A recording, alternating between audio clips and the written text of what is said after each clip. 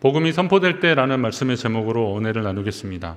이사야서 63장에 보면 그런 말씀이 있습니다. 백성이 옛적 모세의 때를 기억하며 백성과 양떼의 목자를 바다에서 올라오게 하신 이가 이제 어디 계시냐?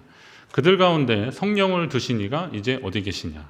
하나님을 찾는 그런 말씀인데요. 거기 보면 하나님이 백성들 가운데 뭘 두셨다고요? 성령을 두셨다. 세대주의론자들은 성부, 성자, 성령, 그래서 그 시대를 이렇게 구분을 하더라고요. 그래서 구약은 성부 하나님의 시대고 신약은 성자 예수님, 그리고 교회는 뭐 성령의 시대다. 그런데 이게 또 한동안 교회에서도 그럴싸하게 또 그럴 것이다 이렇게 했었는데 이건 좀 맞지 않다라는 것이 이제 정설입니다. 뭐냐면 성부, 성자, 성령, 삼위의 하나님은 모든 시대를 초월해서 역사하시는 분이시기 때문에 그렇습니다.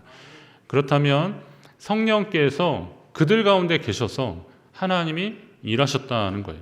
성령을 그들 가운데 거하게 하셔서 하나님이 일하셨다라는 겁니다. 그러면 하나님은 성령을 통해서 하나님의 역사를 이루어 가신다는 겁니다. 따라서 하나님의 일은 어떨 때요? 성령 충만할 때 일어나는 줄 믿으시기 바랍니다. 사도행전 설교하면서 제가 성령 충만에 대한 이야기를 이제 계속하니까 이제 우리 성도님들 기도하실 때 기도의 단어가 좀 달라졌어요. 다 성령 충만에 대한 이야기를 하더라고요. 사모하시는 겁니다. 하나님의 영을 사모하고 성령 충만하기를 사모할 때 하나님은 오늘 이 시대에 또 그 성령 충만함을 통해서 역사하신다는 겁니다.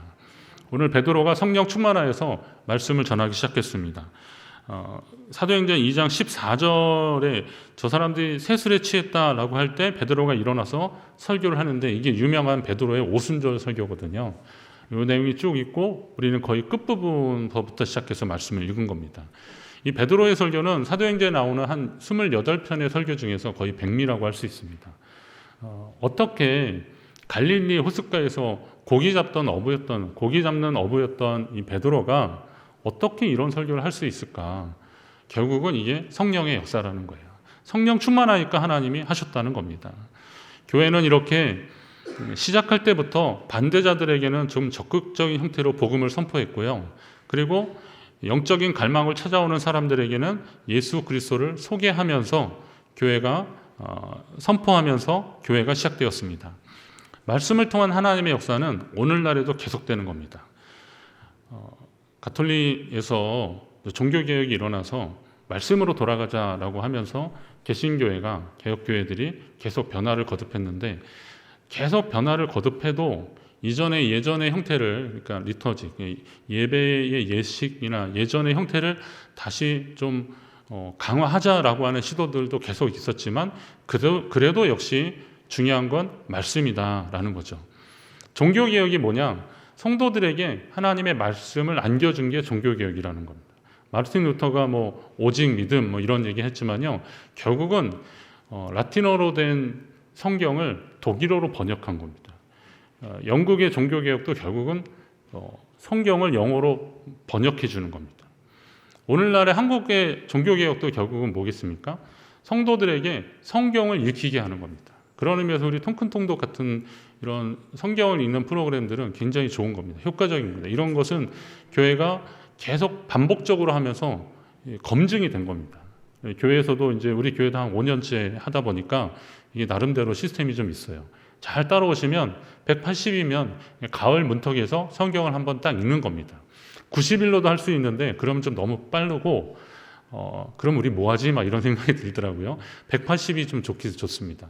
2월 한 13일부터 시작되는데 그때 되면 이제 저하고 아내하고 밤마다 모여가지고 성경 읽으면서 계속 그것 때문에 이제 다른 이야기도 하게 되고 그러면서 그 시간이 참 즐겁고 감사한 시간이 되더라고요. 하나님의 말씀을 통한 역사는 오늘날에도 계속되는 겁니다. 그런데 성령 충만할 때 하나님이 더 역사하실 줄로 믿으시기 바랍니다. 오늘은 성령 충만함으로 일어났던 초대교회 사건들을 좀 살피면서 우리 가운데 일어나는 하나님의 역사를 사모하는 귀한 시간, 우리 교회가 그런 시간을 누리게 되기를 간절히 바랍니다. 우선 성령 충만한 성도들이 각 나라의 방언을 하기 시작했다 그랬습니다. 사도행전 2장 초반에 성령 강림 사건이 일어나면서 그들이 방언을 하기 시작했습니다. 자, 성령을 알지 못했던 사람들은 이 현상이 신기하기만 했습니다. 어떻게 갈릴리 사람들이 지금으로 보면 이제 유럽, 아프리카, 그리고 소아시아 이런 지역의 언어를 저렇게 구사할 수 있겠는가? 영어 표현대로 하면 네이티브 랭귀지라 그랬는데 그 원어민처럼 그렇게 방언으로 말하기 시작한 겁니다. 그리고 이게 신기했던 거죠. 도저히 이것을 어떻게 해석할 수가 없었던 겁니다. 그래서 그들이 내린 결론은 뭐냐면 이 제자들이 갈릴리 사람들이 새 술에 취했다 이렇게 말해버리고 말았습니다. 그들은 전에도 이런 식으로 예수님과 제자들을 공격했습니다. 누가복음에 보면 예수님이 세례 요한이 와서 먹지도 않고 떡도 안 먹고 포도주도 안 먹고 그러니까 귀신 들렸다고 하더니만 내가 와서 인자가 와서 먹고 마시니까 보라 먹기를 탐하고 포도주를 즐기는 사람. 포도주를 즐기는 사람이라는 것은 술 취했다는 사람이에요. 세상의 것들을 즐기는 사람이라는 표현인데 그리고 세리와 죄인의 친구라고 하는구나 라고 예수님 말씀하십니다. 자, 유대인들은 오늘도 그 하나님의 구원 역사를 술 취한 자들의 소동 정도로 지금 폄하하고 있는 겁니다. 그런데 이때 베드로가 외치는 거죠. 유대인들과 예루살렘에 사는 모든 사람들아, 여기는 이제 14절에는 베드로가 11사도와 함께 서서 소리 높여 이르되 유대인들과 예루살렘에 사는 모든 사람들아 내 말에 귀를 기울이라 라고 하면서 이야기를 합니다. 유대인들이라는 것은 당연히 당시에 그 예수님을 죽인 유대 종교 지도자들을 말하는 겁니다. 대제사장, 서기관, 바리새인들, 율법학자들 이런 사람들이겠죠. 이런 사람들한테 이야기를 하는 거고요. 또 예루살렘에 사는 모든 사람들이라는 것은 굳이 그렇게 분류를 하자면 그런 종교 지도자들과 예루살렘에 살면서 여기에는 각종 신분의 사람들이 같이 살았겠죠. 그들은 핵심 유대교인들처럼 확실한 종교적 신념은 없었지만 사람들이 예수를 죽이려고 할 때 차마 용기가 없어서 안 된다고 막지 못했거나 구레네 사람 시몬처럼 그냥 구경 왔다가 예수님이 십자가에 지고 올라갈 때 구경 왔다가 그 십자가를 대신 진 그런 사람, 이런 사람들이 예루살렘에 사는 모든 사람들, 거기에 거하는 모든 사람들에 해당되는데 이런 사람들에게 베드로가 지금 설교하고 있는 겁니다. 근데 이 설교의 핵심이 뭐냐면 당신들이 십자가에 매달아 죽인 나사렛 예수를 하나님이 주와 그리스도가 되게 하셨다 이겁니다. 당시에 초대교회의 설교의 핵심은 우리가 죽인 아니면 당신들이 죽인 그 나사렛 예수가 바로 그리스도셨다. 하나님이 그리스도가 되게 하셨다. 이게 핵심입니다. 이거는 지금 우리 입장에서 보면 너무 당연합니다. 근데 그 당시로서는 이게 굉장히 놀라운 진리입니다. 그리고 믿고 싶지 않은 겁니다. 왜냐하면 그게 진짜라면 이 종교 지도자들은 대제사장, 서기관, 바리새인들은 이 사람들은 누구 죽인 거예요? 하나님의 아들을 죽인 거잖아요. 믿고 싶지 않은 겁니다. 그리고 또 그 사실을 몰랐던 사람들은 그게 사실이라면 우리는 그분이 십자가에 달릴 때 우리는 뭘 했나? 그 현장에 있었던 사람들은 심지어 어떤 사람들은 십자가에 못 박으라라고 외쳤던 사람들이거든요. 군중에 그냥 섞여서 그렇게 했던 사람들인데 이걸 지금 베드로가 선포하고 있는 겁니다. 그런데 가만히 보시면 베드로는 군중들에게 이 진리를 자세하게 설명하고 있지 않더라고요. 그냥 예수는 그리스도다. 한번 따라하겠습니다. 예수는 그리스도다. 이걸 막 전하고 있는 겁니다. 조금 더 나가면 누구든지 주의 이름을 부르는 자는 구원을 받으리라. 이 말씀을 선포하고 있는 겁니다. 말씀드렸듯이 이거는 청중을 설득하고 있지 않습니다. 논리적으로 이렇게 딱 들어맞아서 물론 이제 베드로의 앞에 설교도 내용들이 있긴 하지만 이게 오늘 우리가 말하는 무슨 기납법이나 연역법이나 이런 기본적인 논리 방법을 가지고 설명하는 그런 내용들이 아니라 일방적인 선포의 내용들이 참 많이 있습니다. 왜 그랬을까? 말씀을 연구하면서 제가 느낀 건 그겁니다. 여러분 만약에 이 건물에 그러면 큰일 나는데 하여튼 불이 났다고 여러분이 있는 어떤 건물에 불이 났다고 한번 생각을 해보십시오. 그런데 누군가 뛰어 들어와서 여러분 이 불이 지하 보일러실 어디에서 불이 났는데 이 불이 점점 불길이 커지고 있어서 지금 우리가 빨리 피하지 않으면 인명과 재산의 손실이 참 큽니다. 그런데 도망갈 때는 엘리베이터 말고 저쪽 계단으로 가셔야 되는데 5번 출구 말고 1위로 가십시오. 이러면 그 얘기 듣다가 어떻게 될 것 같아요? 어떻게 돼요? 불이하고 그 말과 동시에 우리 우리 대피 훈련 하셨잖아요. 이렇게 따르는 사이렌 울릴 때 이쪽으로 막 나가셔야 되고 중앙 계단 말고 엘리베이터 사용하지 말고 평소에 배웠던 것들도 있는데 일단 불이야라고 하면 사람들은 피하게 되는 겁니다. 내가 있는 곳이 어디냐에 따라서 대피 방법은 다르지만 일단 뭐 불이 뭐 어떻게 발화 원인이 뭐고 이런 얘기보다는 그냥 빨리 피하라라고 하는 핵심의 내용을 들으면 사람들은 움직이게 되는 거죠. 오늘 우리가 교회가 들어야 되는 말씀이 이런 겁니다. 교회가 어떻게 생겨났는지 그리고 또 교회는 어떤 원리를 가지고 운영하는지 이런 부분에 대한 것을 아는 것도 중요합니다. 그런데 정말 중요한 것은 우리가 왜 여기에 있는지 그걸 바로 알아야 되는 거죠. 예수 그리스도, 예수가 그리스도시다라는 이 핵심의 내용을 알아야 되는 거죠. 성령 안에서 선포된 복음의 메시지는 예수는 그리스도시다라는 말씀이었습니다. 신앙생활하면서 중요한 것은 복음의 내용이 뭔지를 확실히 알아야 된다는 겁니다.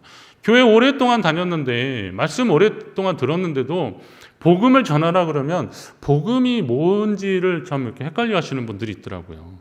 안타깝습니다. 이거는 잘 가르치지 못해서 그런가 아니면 핵심을 자꾸 놓쳐서 그러신가라고 하는 거죠. 초상집에 조문하면서 실컷 같이 울어주고서는 근데 누가 돌아가셨냐고 그러면 되겠습니까? 선배 목사님이 어머니가 이제 상을 당하셔서 다녀오셨어요. 충청도 쪽에서 상을 당해서 이제 본가에 가서 장례 치러 오셔서 목사님 이렇게 위로하고 그러는데 야 근데 이번에 내가 아주 재밌는 일이 있었다고 그래서 어떤 일이냐 그랬더니 하여튼 조문을 누가 그 친구 목사님이 오셨는데 정말 그냥 정말 자기 어머니 돌아가신 것처럼 그렇게 애통해하면서 같이 울어주더래요. 그래서 너무 고마웠대요. 근데 갑자기 눈물을 뚝 그치더니 놀래더래요. 그래서 왜 그런가 그랬더니 이분은 그 목사님의 부인이 돌아가신 줄 알고 온 거예요. 그래가지고 같이 울어줬는데 가만히 보니까 영정사진 보고 또 그 사모님 보니까 이거 잘못 알았잖아요. 그래서 한동안 해프닝이 좀 있었다고. 그러니까 부고를 잘못 본 거죠. 어머니가 돌아가셨는데 아내가 돌아가셨다. 그렇게 여긴 겁니다. 여러분 예수 평생 믿었는데 복음이 뭔지 몰라서 되겠습니까? 오늘 우리를 살리고 하나님의 자녀된 그 내용이 뭔지를 몰라서 되겠습니까? 근데 헷갈려하는 분들을 위해서 아주 어렵지 않게 하나님 말씀하고 계세요. 예수는 그리스도시다라는 거예요. 예수는 그리스도시다. 그 십자가에 달려 돌아가신 그 예수님이 그리스도시다. 또 추가되면 이거죠. 당시로서는 예수는 그리스도시다라는 것이 복음의 핵심이었다면 오늘은 본다면 누구든지 주의 이름을 부르는 자는 그 예수님을 부르는 자는 구원을 받으리라. 이것이 핵심 중의 핵심입니다. 여러분 이 사실이 저와 여러분을 오늘 여기 있게 하는 겁니다. 그 하나님 앞에 감사하시기 바랍니다. 그리고 그 하나님이 주시는 그 구원의 은혜를 우리는 누리는 자가 되어야 되는 겁니다. 자, 복음이 선포될 때 어떤 일이 일어나는지를 보는 것은 우리의 가슴을 뛰게 만듭니다. 베드로가 그러죠. 그런즉 이스라엘 온 집은 확실히 알지니 너희가 십자가에 못 박은 이 예수를 하나님이 주와 그리스도가 되게 하셨다. 자, 예수는 그리스도다라는 말을 다시 선포하는 거죠. 예수님도 그런 말씀하셔요. 건축자의 버린 돌이 집 모퉁이의 머릿돌이 되었다. 건축자들이 뭐 좋은 자재를 가지고 건물을 짓기 위해서 다듬고 막 그러겠죠.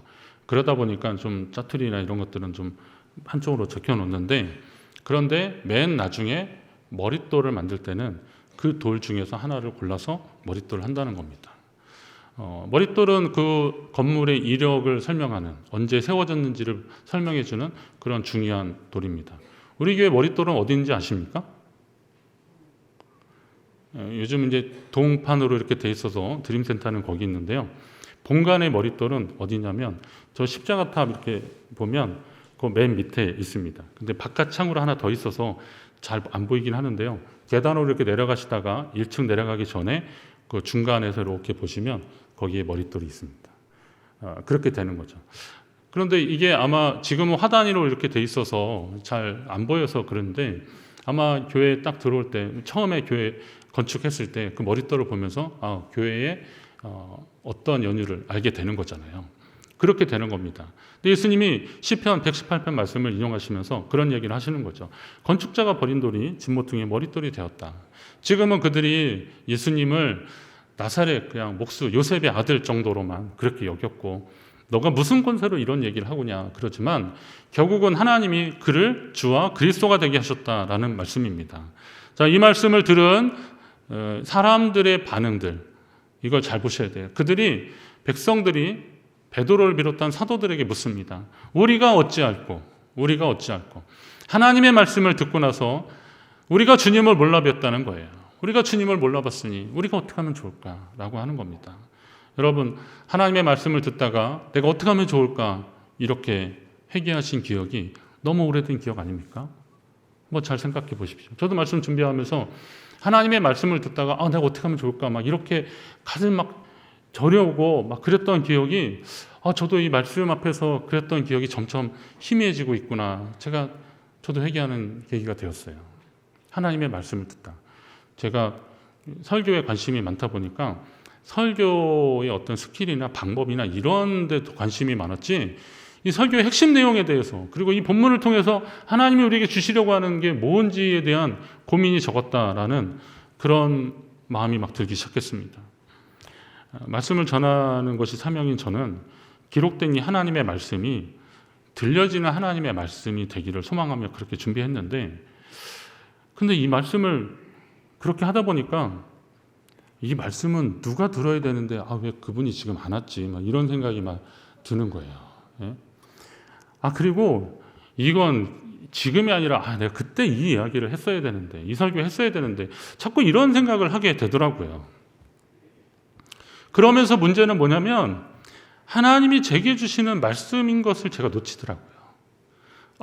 이건 하나님이 누구 들으라 한 얘기가 아니라 물론 그 사람들도 필요하겠지만 정작 제게 주시는 말씀이었는데 제가 이걸 자꾸 놓치면서 죄송하지만 저는 목사가 직업이라고 생각해 보진 않았지만 직업적으로 이 말씀을 보고 있는 제 자신을 보게 되더라고요. 설교 오래 들은 분들은요. 본문만 봐도 목사님 무슨 설교하는지 다 안 돼요. 저보다 대단하신 분들이 있더라고요. 저는 이분이 무슨 설교할까 이렇게 기대가 되면서 이렇게 선입견을 안 두려고 그러는데 그분들은 딱 보시면 안 되는 거예요. 그리고 거기에 어떤 예화를 목사님이 쓰실지까지도 대충 짐작이 간다는 거예요. 대단하시죠. 그러나 우리는 설교의 평가자로 이 자리에 앉아 있는 게 아니지 않습니까? 하나님의 말씀을 들으려고 이 자리에 있는 겁니다. 사도 바울도 저와 비슷한 경험을 했던 것 같습니다. 어쩌면 저는 바울의 이 고백 때문에 저도 이런 생각을 했는지 모르겠는데 고린도전서 9장에 보니까 내가 내 몸을 쳐 복종하게 함은 내가 남에게 전파한 후에 자신이 도리어 버림을 당할까 두려워함이로다. 제가 아무리 하나님의 말씀을 100번, 1000번 전했으면 무슨 의미가 있겠습니까? 제가 설교 연번으로 이렇게 넘버링 하는데요. 제가 한 1500개 넘었더라고요. 주일 설교만 1500개가 넘으면요. 이만한 목사면 설교 주일 설교만 30년 정도 한 겁니다. 그랬거든요. 그랬는데 정작 제게 주시는 말씀 매일 말씀 묵상하고 그래도 이게 자꾸 다른 사람에게 적용시키려고 하는 욕심만 있었지 오늘 제게 들려지는 하나님의 말씀을 자꾸 놓쳤다는 마음의 찔림이 있습니다. 오늘 베드로의 설교를 듣고 마음의 찔림을 받은 사람들이 하나님을 모르는 사람들이 아니었습니다. 어떤 형태로든 종교인이든 그 당시에 대제사장이나 서기관이나 바리새인이나 이런 사람들이 종교인이다, 예수님을 십자가에 못 박은 사람이다 이렇게 비난할 수 있지만 그들은 하나님을 모르는 사람들이 아니었습니다. 오늘날 하나님의 말씀을 듣는 사람들이 주로 어디의 사람들입니까? 교회 안의 사람들입니다. 먼저 우리가 들어야 되는 겁니다. 우리가 변화되지 않으면 세상은 변화되지 않습니다. 여러분이 하나님의 말씀을 통해서 변화된 심령이 있어야 그 심령으로 살아야 세상이 변화되는 거지. 하나님이 역사하시는 거지. 그 말씀 그대로 가서 전달한다고 해서 그 전달자로서의 사명만 가지고서는 세상은 변화되지 않습니다. 오늘 우리의 삶을 한번 보십시오. 이런 이야기하면 좀 불편할 수 있습니다. 그러나 그런 불편함이 우리의 영적인 상태를 깨우는 일들이라면 10번, 100번이라도 들어야 됩니다. 하나님 말씀 앞에 내가 어찌할꼬 솔직하게 반응하는 여러분 되시기 바랍니다. 사람 많아서 좀 그러기가 좀 민망하시면요. 개인 기도 시간에 하십시오. 하나님, 제가 오늘 이 말씀 앞에 하나님 앞에 다시 한번 서기를 원합니다. 기도하십시오. 그리고 여러분 가운데 성령의 역사하심을 사모하시기 바랍니다. 하나님이 인도하실 줄로 믿습니다. 오늘 회개의 역사와 함께 따라오는 것 중에 하나가 이제 회복입니다.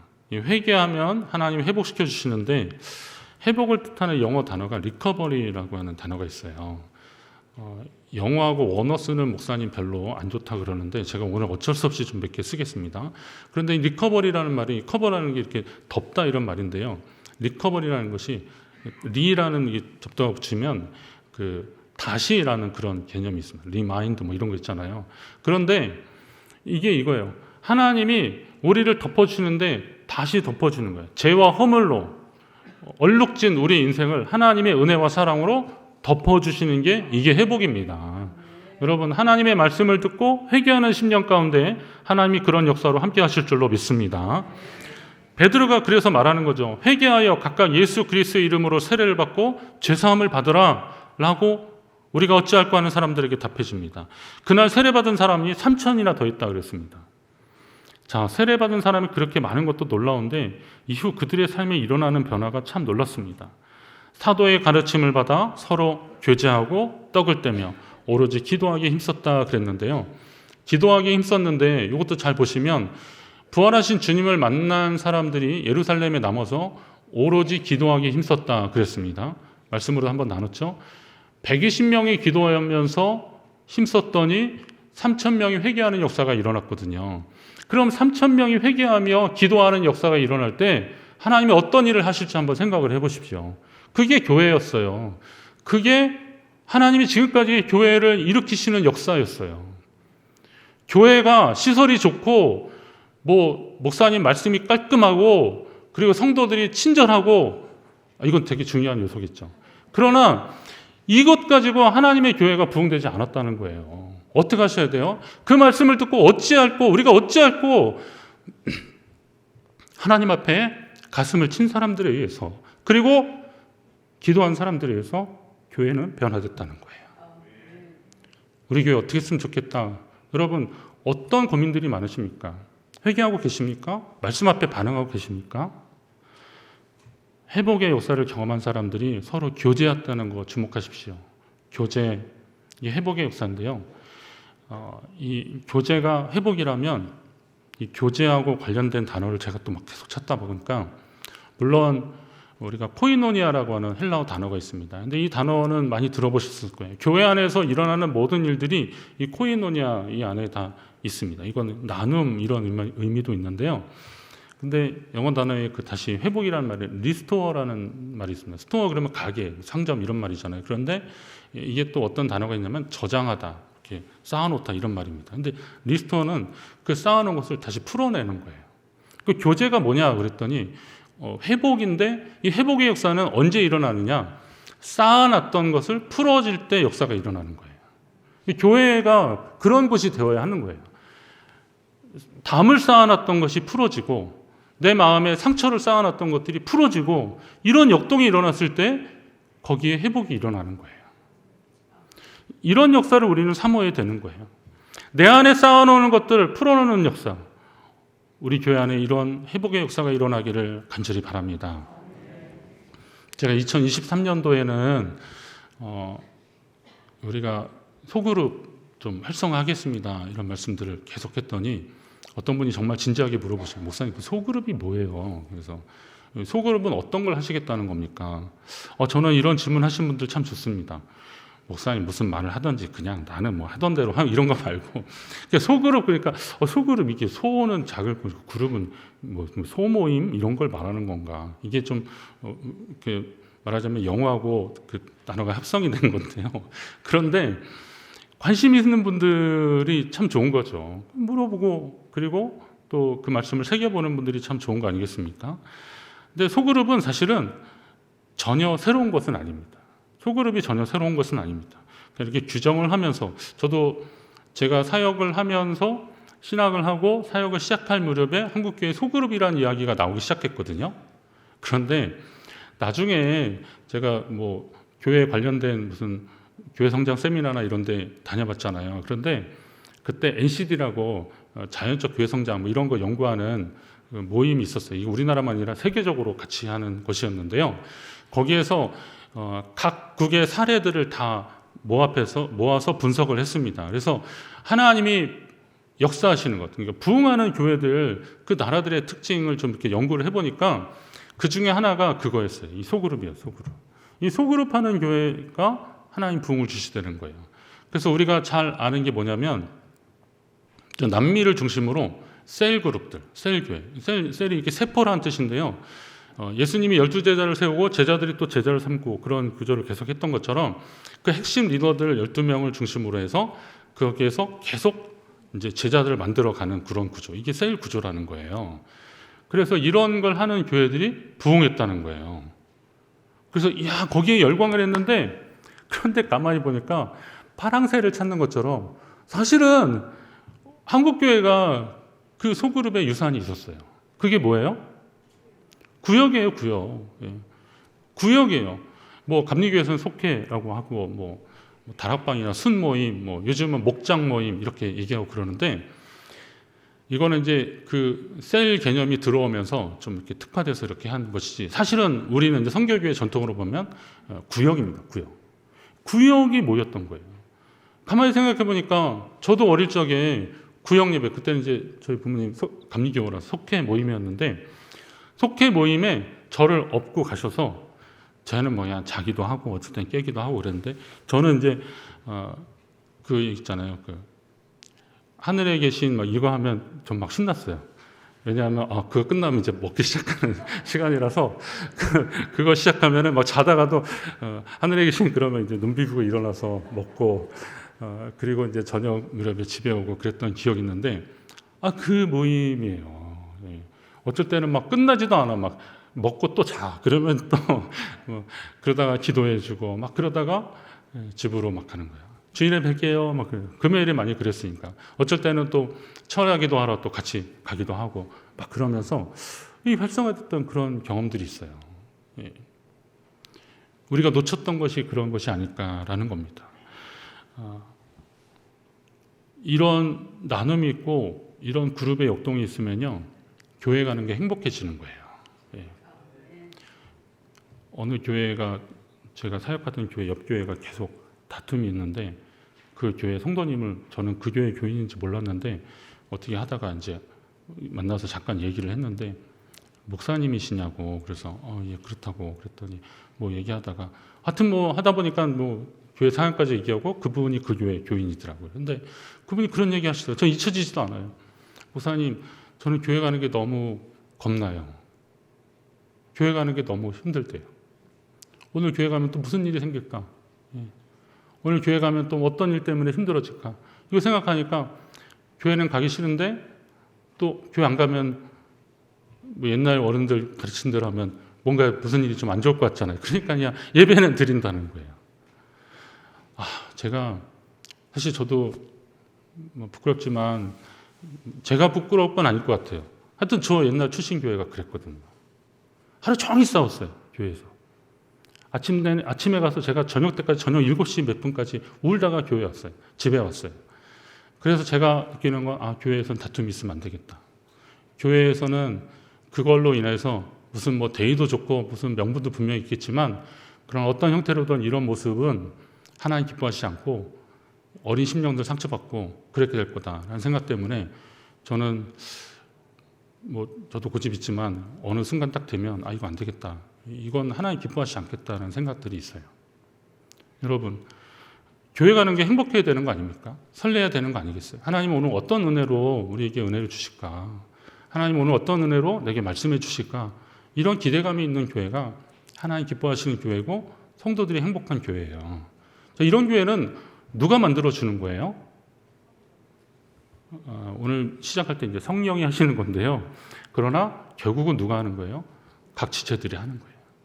오늘 은혜 설교가 왜 이렇게 한 방향으로 지금 하나님이 우리 마음 가운데 이렇게 만져주시는데 이 일이 어떻게 일어났냐? 우리 시온성가대 찬양부터 벌써 끝내줬어요. 예, 예. 시온성가대 찬양을 들으면서 오늘 설교가 뭔가 되겠다 이런 마음이 들어요. 지난주도 그랬어요. 그런데 그 요소들, 근데 이 찬양 한 번 하기 위해서 얼마나 많은 시간들을 헌신하는 겁니다. 투자하는 겁니까? 예, 그러는 거잖아요. 오늘 지금 예배 따뜻하잖아요. 이거 하기 위해서 추운데 얼마나 많은 분들이 고생하고 계십니까? 다음 주부터 식사할 때 그 보이지 않는 곳에 손에 물 묻히면서 어떤 많은 분들이 수고하실 거예요? 우리는 그런 은혜를 지금 함께 나누는 겁니다. 토킹을 안 해서 그렇지 사실은 다 나누고 있는 거예요. 교제하고 있는 거예요. 그런 교제 가운데 하나님의 역사가 일어나는 겁니다. 교제할 때 때로는 뭐 밥 먹고 차 마시고 공부하고 그러면 하나님이 성령의 역사를 통해서 분명히 이루어 주실 것입니다. 교제할 때 성령을 선물로 주실 것입니다. 교제할 때 하나님이 더해 주실 것입니다. 오늘 읽은 본문과 이어지는 사도행전 2장 마지막 부분 말씀이 결론적으로 나오죠. 날마다 마음을 같이하여 성전에 모이기를 힘쓰고 집에서 떡을 떼며 기쁨과 순전한 마음으로 음식을 먹고 하나님을 찬미하며 또 온 백성에게 칭송을 받으니 자기들끼리만 잘했다는 게 아니에요. 그 모임을 통해서 주변 사람들이 정말 예수 믿는 사람들은 뭐가 다르구나 칭송했다는 거예요. 그랬더니 주께서 구원받는 사람을 어떻게 해요? 날마다 더하게 하셨다. 결국 우리 교회가 부흥해야 된다 이런 말씀 드리려는 거 아니에요. 여러분 10년 가운데 성령의 역사하실 때 어떤 좋은 변화가 일어나는지를 우리 믿음의 선배들은 이미 경험했던 것이고요. 우리 한국교회는 경험했고 우리 춘천중앙교회도 분명히 경험했어요. 그러면 이것이 계속 이어져야 되는 거 아니겠습니까? 여러분 끝까지 이 믿음 간직하시고 우리 믿음이 하나님 안에서 더 새로워지길 바랍니다. 이건 우리 자신만을 위한 것이기도 하지만 위한 것이 아니라 우리의 다음 세대에 우리 청년의 2부 예배 때 수련회 끝나고 여기 와서 같이 예배 드리고 그랬는데 너무 감사하더라고요. 지난 금요일에는 청년들이 우리 심야기도 때 찬양 인도하고 그랬는데요. 은혜롭더라고요. 하나님이 우리 가운데 함께 하시는구나. 이 역사가 계속 이어져 갈 것입니다. 성령 충만할 때 그리고 변화된 사람들로 인해서 교회 안에 교제가 충만할 때 하나님이 역사하실 것입니다. 우리 교회 안에 이런 분명한 하나님의 역사가 계속되기를 주의 이름으로 축원합니다.